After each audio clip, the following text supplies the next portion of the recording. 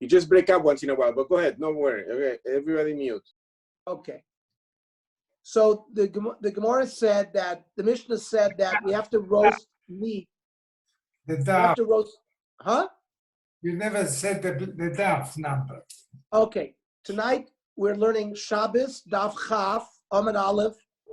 The Mishnah said that at Erev Shabbos, if we're going to roast meat, we have to make sure that it's roasted kol tzarcho, is what the language is.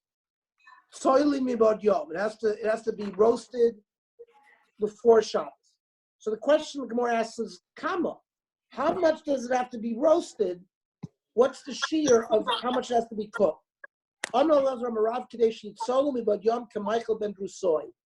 So this is an important halachic determination for cooking. Ben Drusoy was a robber who was always running around. He didn't have time to cook his food. So he cooked his food only to a certain degree. And if you roast your meat, Michael Ben Drusoy, it's considered as if you've roasted it.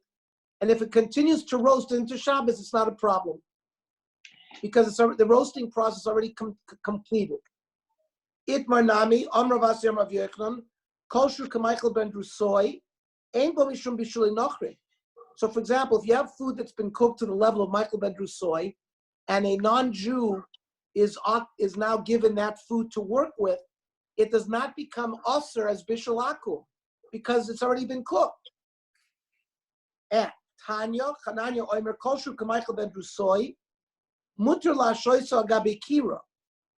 So you're allowed to keep such a food on a hot plate on Shabbos, even though Apo Pisha Ein Grufa Ketuma.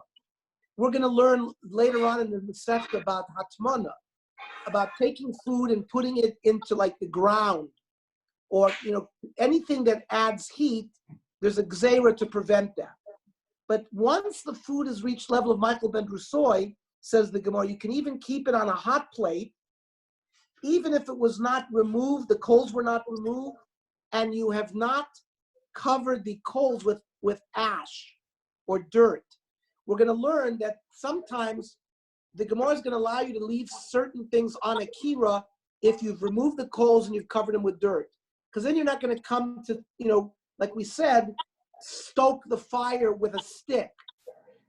So, but once the food's reached the level of Michael Ben Drusoy, then it's not a problem because it's already been cooked. Now you're going to ask me, what is Michael Ben Drusoy? So the Shulchan Aruch, there's a machlokas. The Rambam says half cooked, and Rashi says a third cooked. The Magen Avraham and Shulchan Aruch says we should be machmir like the Rambam. So if something is 50% cooked, that's considered Michael Ben Drusoy. If it reaches that level, now for example, our chulent, we do this. We are noyeg to cook. We have to make sure that it's cooked at least to Michael Ben Drusoy before Shabbos. Then you're allowed to, with the keeping it. That's like our hot pots, our crock pots is like this kira that's grufa uketuma. It follows this rule, but only if the meat has reached a level of Michael Ben Drusoy, because it's essentially been cooked already. Then the Gemara says a noiseness a pas. You can't put a piece of dough into an oven. Now here we're talking about, if you've ever seen like a pita oven where they slap it on the side of the oven. That's what a tanur means here. That means it's like a pizza dough that's placed on the side of an oven. So there's the side of the dough that's facing the oven, and the side that faces the fire, which is in the middle. So that's why the Gemara asks, when it says that the bottom has to reach a certain level of crustiness, hey, the gabi toner. Is it the bottom part that's facing that's stuck to the oven? Or maybe the tachton refers to the part of the bread that's facing the fire. We're looking at the part of the dough that becomes crispy that's facing the part that's stuck against the tanur. That part, if it reaches that level, you got to make sure it reaches that level before Shabbos. Then it says Meshalshel and Sapesach. We said Erev Pesach, that falls on Friday. So we said the Chabura can put it in, that you can cook already, even though it's not complete. My time, Chabura's reasoning. Since the Korban Pesach has to be eaten in a Chabura, you're subscribed to it. Many people give money. There might be 10 or 100 people eating for the Korban Pesach. They're all going to be present, the cooks. So each one is going to prevent the other from, stoking the coals, which is the problem otherwise that we had. So, high lav hachi low. So if you didn't have the Chabura, what's the problem? Amar Mar Gadia, if we learned yesterday, goat, bein sarik, bein lo sarik, whether or not the oven was closed, so you didn't have access to the coals, or they would have access to the coals, you were allowed to leave it in there from Erev Shabbos, because we learned that if you open up the oven by a goat, it's going to ruin it. So people are not going to open it up. So we don't have to worry that they're going to come to add, to stir the coals. So a Korban Pesach is normally a goat or a sheep. So l'chur, according to the rules we learned yesterday, it should also work. Shapir dami. So the verse says no. Hasa minta. There, the goat has been cut into pieces, like a regular when you cook goat meat or sheep meat, it's cut into pieces. So then we have this din that people won't open it because the wind will damage it. But here, by the Korban Pesach, one of the din of Korban Pesach has to be cooked whole. The sheep or the goat was put in whole. There, the wind would not damage it. So that's why you have the Bnei Chabura who will prevent each other, because there's reason they won't allow the other people to open up the oven to move the coals. Then the Mishnah said, or you're allowed to light a bonfire Erev Shabbos. We said as long as the majority of the bonfire fuel, i.e. the wood, has been consumed. So, but on immediately, how do you know this? We start off by saying that in the Beis HaMikdash, the Beis HaMokad, that was not a problem. That you could do Erev Shabbos. So, so you say you can't use a fire on Shabbos where you live, but you could use fire on Shabbos in the Beis HaMikdash. So why do we say you're only allowed to do it Erev Shabbos? If there's no prohibition of fire in the Beis HaMikdash, why can't we light a bonfire on Shabbos in the Beis HaMikdash? And the Kroki also, the pasuk that says is the Mishrei Evorm Uktarmu the also. It means you're allowed to put, when you have a korban, let's say a korban ola, which was done also on Shabbos in the morning, Shabbos morning, that's what we say in Musaf. So they shechted the avorn, the limbs and the pedorim, after you shechted and did the zrika, and ola is completely consumed. So the avorn and pedorim were also put on the fire, even though it's Shabbos. Because of this din of B'chol Moshe V'Seichem, there's not a problem with using fire on Shabbos. The Kohanim's reason, and the reason why you can do it in the Beis HaMoiked as well is because there's many Kohanim there, and the Kohanim are going to prevent the other ones from stoking the coals, because the Kohanim is reason. See, that is not part of the Avodas HaKodesh. The pasuk that says B'chol Moshe V'Seichem, only B'chol Moshe V'Seichem you're not lo savaru, but in the Beis HaMikdash you're allowed. That's only by hegdish, by korbanos. But sitting in the Beis HaMoiked, in that furnace area where the people got warmed up, that had nothing to do with the hegdish. So there, the reason why it's permitted, because the Kohanim are sitting there. There's many Kohanim. There's reason, and they're going to prevent the other Kohanim from stoking the coals. Then we said the gvulin Erev Shabbos. If you're going to light a bonfire Erev Shabbos, you have to do it so that the bonfire is most of it has been burned. My Ruban. What do you mean Ruban? So Amarav Roiv Kol Echad Ve'echad. Yeah, let's say you have 5 different pieces of log in the bonfire. Each one has to have roiv of each one. Ushmuel Amar Kadesh Lo Yomer Have Eitzim Aniach Tarteim. The shear is you have enough fire going that you don't call out to your friend, oh, we need more wood, bring some more wood. Rav Chia brought a baraisa to support Shmuel. Kadesh shall have this oil meileha, that in the Beis HaMikdash, when they lighted the menorah, they wanted the flame to be enough so that it can go up on its own. And not that it has to rely on some other kind of method of flame growing. Now, up until now, a Madura, we're talking about multiple logs. What about Eitz Yechidi? What about you have one log? Rav Omar Roiv Avyo, the majority of its thickness. Ba'amila Rav Kefo, the majority of its circumference. On Rav Papa, since we're not sure exactly how Rav Paskin, Hilcha Ba'in and Rav Avyo, Uva Rav, you need both. You need more than 50% thickness and more than 50% circumference. And this is Ketanoi. It's the same achloika from Chio of Tanoi. Chio Omar. Now you notice, I mentioned this before, that Rabbi Yehuda Nossi, Rebbe, is usually the last Tana. And everybody who came after Rebbe is the first generation of Amiroim.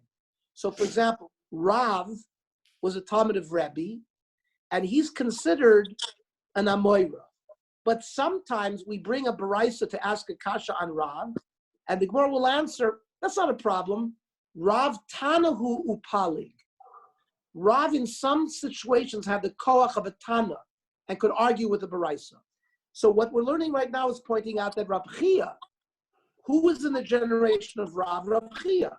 Rav Chia and Rav Yochanan, they're all Amiroim. But similar to Rav Chia in some few places in Shas is considered a Tana. And sometimes they'll bring a Baraisa to ask a Kasha on the sheet of Rav, and they'll say that's not a problem because Rav Tanahu Upali. And here we have a raya for it, because it says Kitanoi. Rav Chia Omar. Now normally Kitanoi would mean we have a machlokes Tanoi.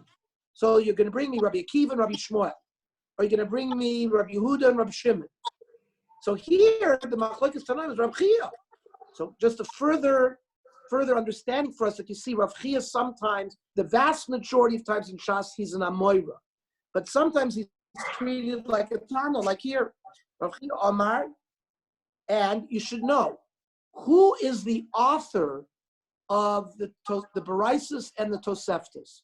The Seder Olam tells us that Rav Chia and Rav Oshaya were the authors of Baraisis and Toseftas. So when you look in the back of a Gemara, you see Tosefta. That is the people who brought that down was Rav Chia and Rav Oshaya. So that goes along because Baraisis are Tanaitic pieces of literature that we use to ask kashas on a Mishnah. So that's a way to remember, who Rav Chia was. Rav Chia Amar Kadesh Yishaches Ha'etz B'Mleches Ha'uman, that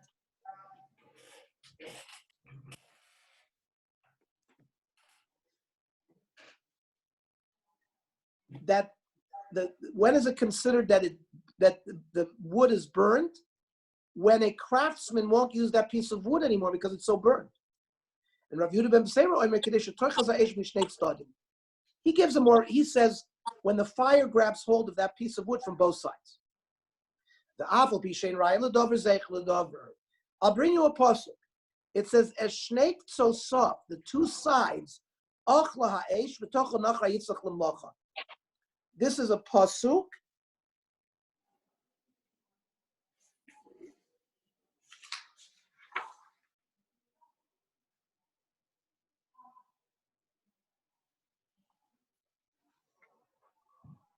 My Gemara doesn't bring where the pasuk is from.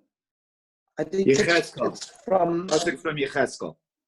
It's from Yecheskel. Okay, Yeshikoyach. Ve'achlefan mevo eretz. And then this refers to Melech Yehoiachim, who was one of the kings. Yeah, right. It's in Yechezkel Tezvah. I'm sorry, Yechezkel Tezvah. Then it says Ve'achlefan mevo eretz. That's a pasuk in Yirmiyahu, which is talking about Melech Yehoiachim. And the Gemara wants to know my ach, Amarav achvana, which is like a sim shenidlaku ba'achvana. It's wood that was lit. It was lit with an achvana, but they didn't know what achvana means. Ahuda Amalu my by achvana.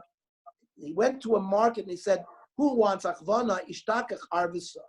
And he saw that he was selling willow, so that's how they determined that the achvana is a willow. Amravuna kanim. Up until now, we've been discussing like a wooden log. But what if you had reeds? So reeds are lit, they light very easily. So ain't srichin ro. They don't need the majority. However, agden, if you tie them together, srichin ro. So then become harder to burn, and then you need ro. Garinin, but these are seeds of dates that would be used for fuel. Ain't srichin rov. They don't need rov.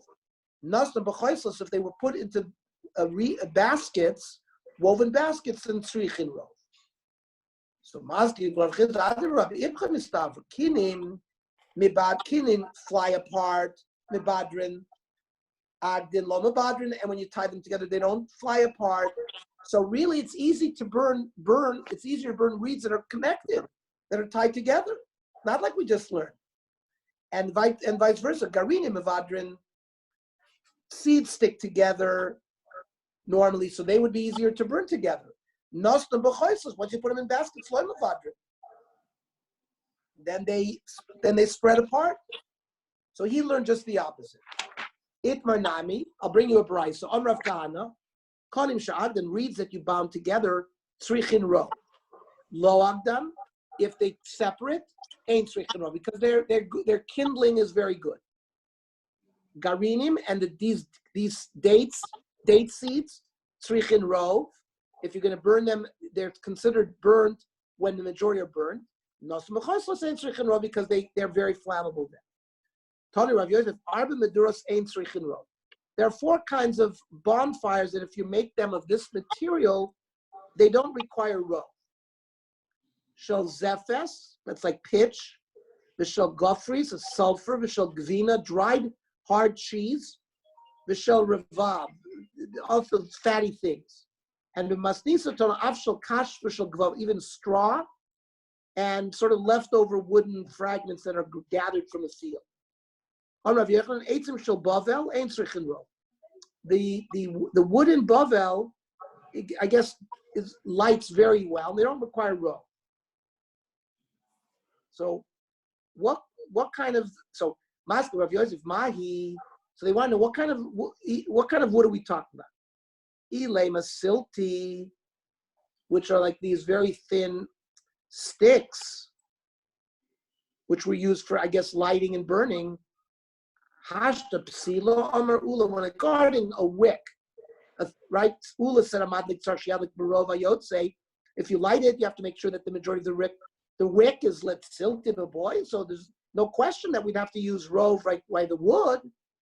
So the wood that was said that in Bavel it doesn't require rove is a different kind of wood.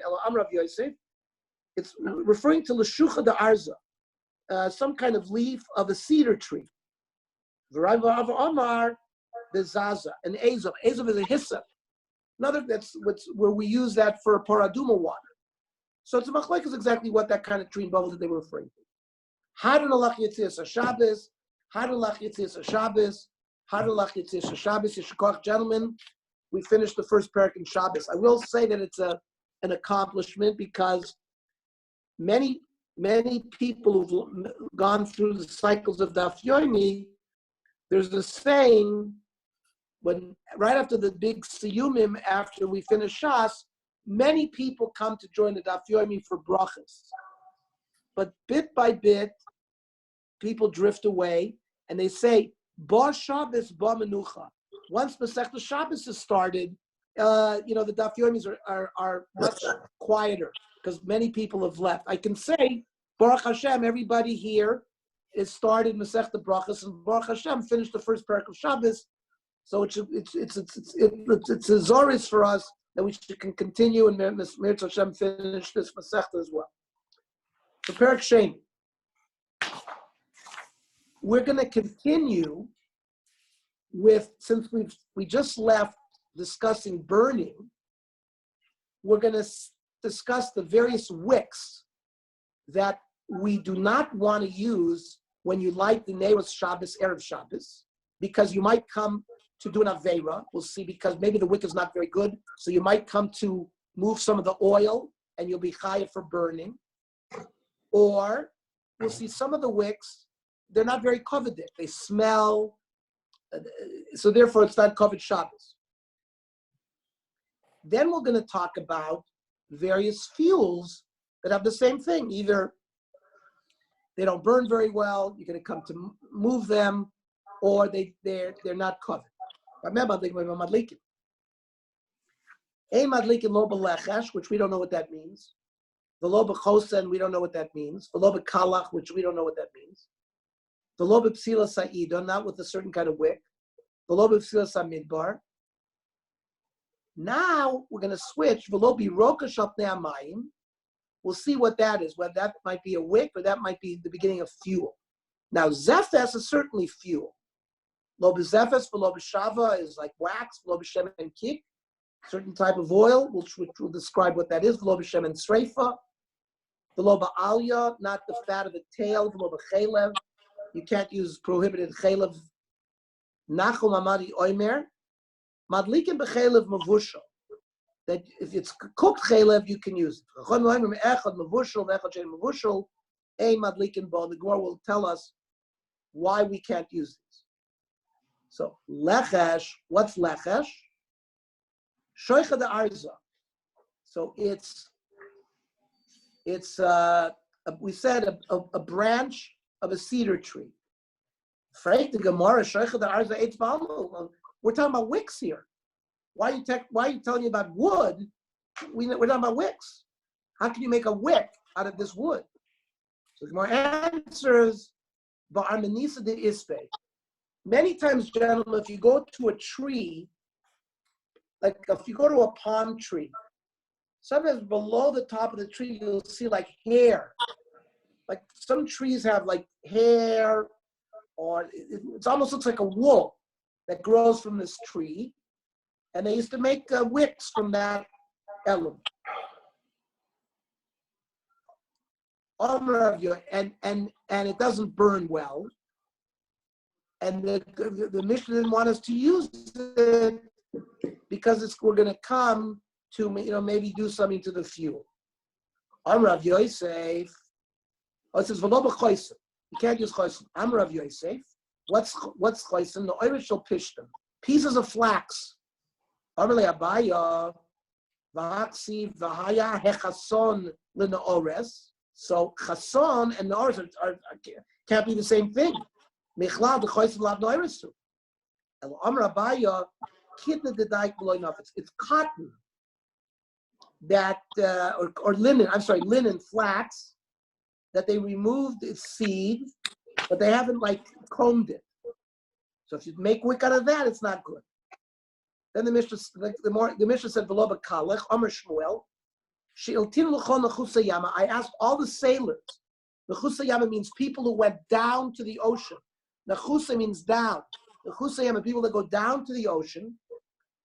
V'amri la kulcha shmei, and they told me that it's called kulcha. Now what's that? Rav Yitzchak Bazir Amar shekalach is gushkara. It's like it comes out of a worm, like silk, like some kind of silk. So Ravin va'Abaya v'Yosef kamei de Ravna Nechemia. Ravin va'Abaya were sitting in front of Ravna Nechemia, who was Achua de Reish Galusa, who was the brother of the exilarch. Chazidav lebesh metaksa. He was wearing some kind of silk garment. Amalei Ravin Labaya. Hainu kalach ditnan. So Ravin said, this is the silk that we refer to in our Mishnah, Amarle, Anon Shira Pradna Karina Le. We call this something else. We call it Shira Pradna. Okay. But Mesve, Shirayim, which is some kind of silk, Bakalach, Basirkin, Chayovin Bitsitzis, Archayvin Sitzis. So we see Shirayim is different than Kalach. So Shirayim is normally silk. So Ravina said Kalach is silk.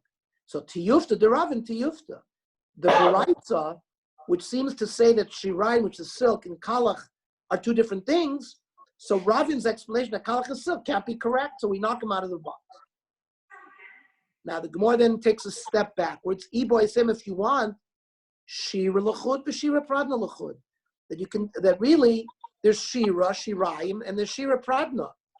And maybe the Shira Pradna is what Ravina is referring to as Kalach. And then perhaps he's not knocked out of the box. Okay. Then the Mishnah said, V'lo b'psilas ha'idam. We can't use the Idan wick. What's that? Achvina. We already explained that Achvina is willow. So Ravin v'Abaya v'Kazla depicted Tamrusa.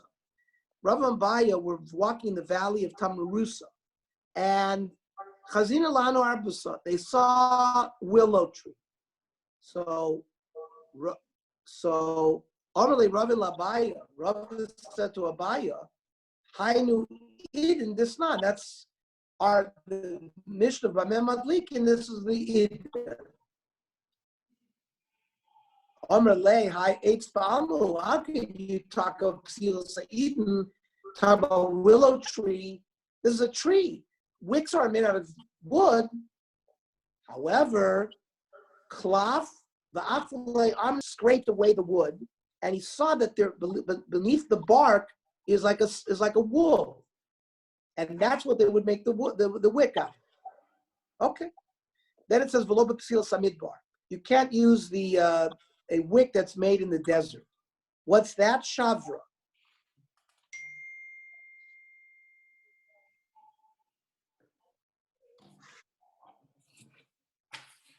What does Rashi say Shavra is? A certain type of long grass. There's some green that grows on water. Maihi. Are you talking about a certain kind of green? Algae. But they fall apart. If you scratch them, they go away. You can't make a wick out of that. It's some kind of green that gets stuck to boats, to the undersides of boats. And I guess they could make wicks out of that because it gets dried. Sounds like algae. Well, no, the algae we said was on top of the water, and that is not used for wicks. But this is something that grows on the bottom of boats. They added in a baraisa to also prohibit wicks made out of wool and wicks made out of hair. Now, why didn't our Mishnah mention it? How can he left it out? Because Semer Michvas Kavitz, it shrinks. And Seyar Ichruchi Michvach, Seyar singes. It doesn't burn well. And therefore they can't use these items for wicks. Okay, then the Mishnah moved over to fuel. And said V'lo b'zefet. Zefet is pitch. Zefet zifta, like tar. Shava is kirusa. And shava is like wax. Wax. Tana adkan sulfilos, right? Up until here, we had invalid wicks. And now we have invalidations of fuel. More pshita. I don't need to be told that. we know these things are wicks, these things are fuel. So Shava Yitzrachale, the Chiddush is wax. Maybe I would think that Shava can't be used for wicks. Maybe it's not good for wicks and it's not good for fuel. So that